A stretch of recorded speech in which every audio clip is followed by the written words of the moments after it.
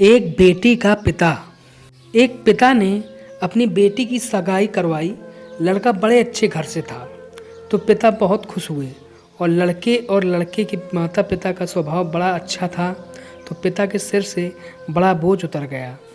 एक दिन शादी से पहले लड़के वालों ने लड़की के पिता को खाने पे बुलाया।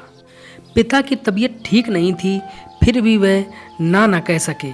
लड़के वालों ने बड़े ही आदर सत्कार से उनका स्वागत किया। फिर लड़की के पिता के लिए चाय आई। शुगर की वजह से लड़की के पिता को चीनी वाली चाय से दूर रहने को कहा गया था, लेकिन लड़की के होने वाली ससुराल में थे तो चुप रहकर चाय हाथ में ले ली कि चाय पहली चुस्की लेते ही वो चौंक से गए। चाय में चीनी बिल्कुल ही नहीं थी और इलायची भी डली हुई थी। वो सोच में पड़ गए कि ये लोग भी हमारी जैसी ही चाय पीते हैं। दोपहर में खाना खाया, वो भी बिल्कुल उनके घर जैसा। दोपहर में आराम करने के लिए 2 तकिए, पतली चादर। उठते ही सौंफ का पानी पीने को दिया गया।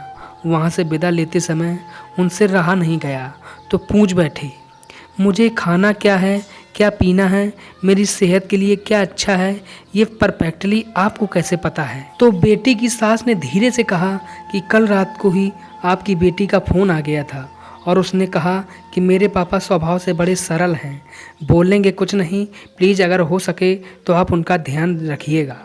पिता की आंखों में वही पानी आ गया।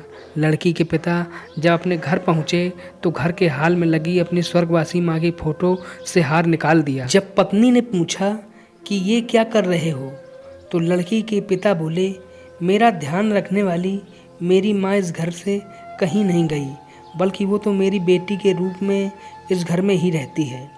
और फिर पिता की आंखों में आंसू झलक गए और वो फपक कर रो पड़े।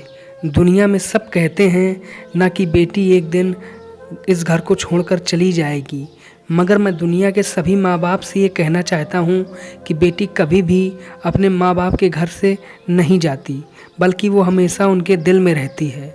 सदैव प्रसन्न रहिए, जो प्राप्त है पर्याप्त है। आशा करता हूँ ये शिक्षाप्रद कहानी आपको पसंद आई होगी। यदि कहानी पसंद आई हो तो लाइक और शेयर करें।